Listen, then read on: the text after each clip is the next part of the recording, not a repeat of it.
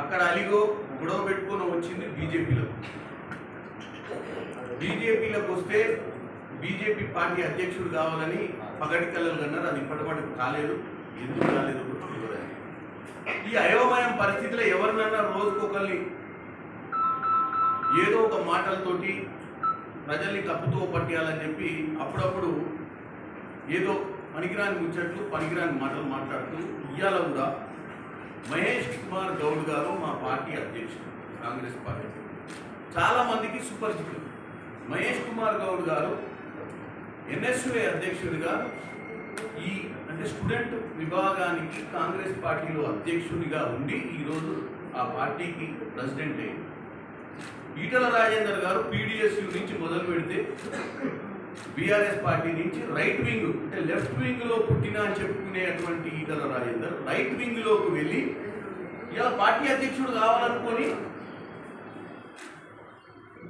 ఆయన భావాజాలాన్నే మార్చి పేదల తరఫున పోరాటం చేయాల్సిన వాడు రైట్ వింగ్లోకి వెళ్ళి కార్పొరేట్ సంస్థలతో అంటగాగినటువంటి బీజేపీలో ఉన్నటువంటి ఈ వ్యక్తి ఈరోజు మహేష్ కుమార్ గౌడ్ గురించి మాట్లాడటాన్ని చూస్తే మరి నవ్వాలనో ఏడవాలనో అర్థం కాదు.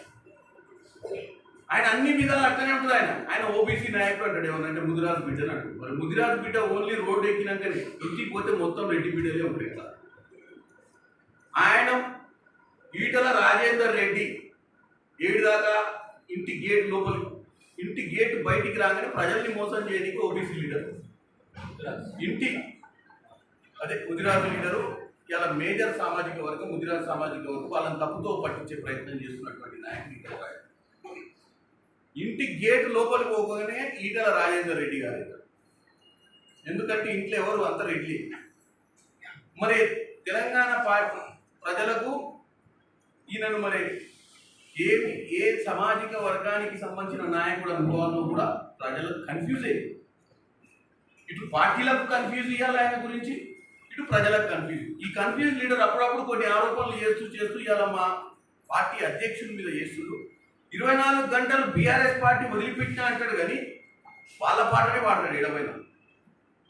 అదే కేసీఆర్, హరీష్ రావు, కేటీఆర్ బ్రహ్మాండమైన వాళ్ళ రాజ్యమే బాగుండే అని ఇండైరెక్ట్గా చెప్పే ప్రయత్నం చేస్తున్నటువంటి ఈటల రాజేందర్ గారు బీజేపీ వాళ్ళు ఎన్ని రోజులు ఆయన దగ్గర పెట్టుకుంటూ చూడాలి. కాబట్టి ఈటల రాజేందర్ గారు మీరు దయచేసి మీ పార్టీ బీజేపీ పార్టీలో మీకు అవకాశాలు రాట్లేవనో వస్తాయనుకునే నెలలు గడువులు పెడుతున్నారు తప్ప మిమ్మల్ని ఎందులో కూడా వేస్తలేదు. ఈ మధ్యపడ్డ కమిటీలో కూడా ఎక్కడ కూడా మీకు స్థానం కల్పించలేదు. దాంతో మీరు ఫ్రస్ట్రేషన్ మా పార్టీ నాయకుల మీద తీయొద్దని కోరుకుంటున్నాం. ఇకపోతే ఈరోజు హరీష్ రావు గారు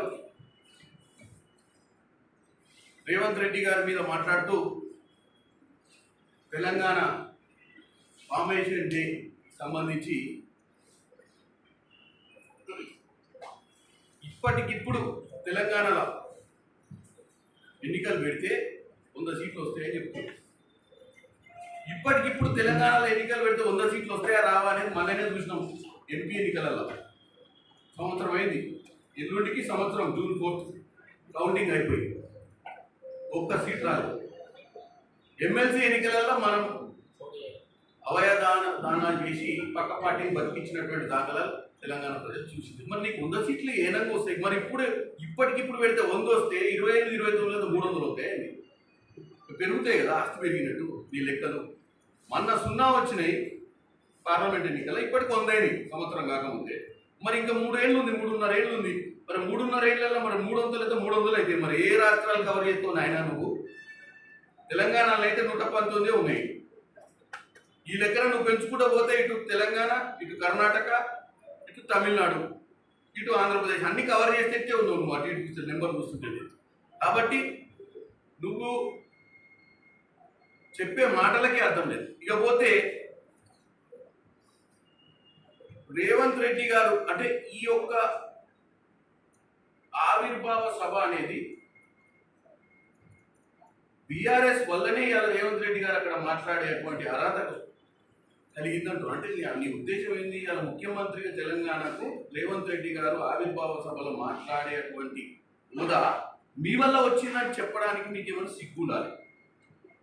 తెలంగాణ ఇచ్చింది కాంగ్రెస్ పార్టీ. ఇచ్చిన 10 ఏళ్ల తర్వాత ఈరోజు తెచ్చుకుంది ఇచ్చింది మేము. మధ్యన మీరు గొప్పలు చెప్పుకుంటూ తెలంగాణ మా వల్లనే వచ్చింది, మేమే తెలంగాణను తెచ్చుకున్నాం. తెచ్చుకొని మీ దగ్గర ఏముంది? అయ్యా సెంట్రల్లో ఏమన్నా మీకు అధికారం ఉందా? లేకపోతే రాష్ట్రంలోనే మీరు ఏదైనా కూర్చొని 4 గోడల మధ్యలో కూర్చొని తెలంగాణను మీరు తెచ్చుకుర్రా పార్లమెంట్కి సంబంధం లేకుండా? అయ్యా యూపీఏ ప్రభుత్వం ఉంది కాబట్టే, సోనియా గాంధీ గారు మాట ఇచ్చారు కాబట్టే తెలంగాణ వచ్చింది. అలా ఆవిర్భావ సభలు జరుగుతుంది కూడా సోనియా గాంధీ వల్ల అనే విషయాన్ని మీరు మర్చిపోతున్నారు. ఇకపోతే దేశంలోనే త్యాగాలకు మారు పేరు కేసీఆర్ అంటారు. దేనికి త్యాగాలు చేసిన కేసీఆర్ గారు చెప్పాలి, లేకపోతే అలా హరీష్ రావు చెప్పాలి. మాట్లాడాలి. దళితుల్ని ముఖ్యమంత్రి చేస్తా, నా కుటుంబంలో అందరు అమెరికాలో సెటిల్ అయ్యారు, నాకు ఏ అధికారాలు వద్దు, తెలంగాణ వస్తే చాలు, నేను వాచ్మెన్ ఉద్యోగం చేస్తా, కాల్కి కనుక ముళ్ళు గుచ్చుకుంటే నోటితో తీస్తాను పిచ్చి మాటలు చెప్పుడు 10 ఏళ్ళు అధికారం అనుభవించారు. ఎవరికి బాగు చేసిందని? మీ కుటుంబంలో 5గురు బాగుపడ్డారు ఈ రాష్ట్రంలో. మీ కుటుంబం మొత్తం అమెరికాలో ఉన్న వాళ్ళు కూడా ఇండియాకి షిఫ్ట్ అయిపోయి బ్రహ్మాండంగా యువరాజు పాత్ర తీసుకొని మీరు త్యాగాల గురించి మాట్లాడుతున్నారు. దళితుని ముఖ్యమంత్రి చేస్తా అని చెప్పి ముచ్చట చెప్పి 10 ఏళ్ళు అనుభవించింది కాక మళ్ళా మీరే అధికారంలోకి రావాలనే ఆకాంక్షతో తిరుగుతున్నటువంటి పరిస్థితి మీది. మీరు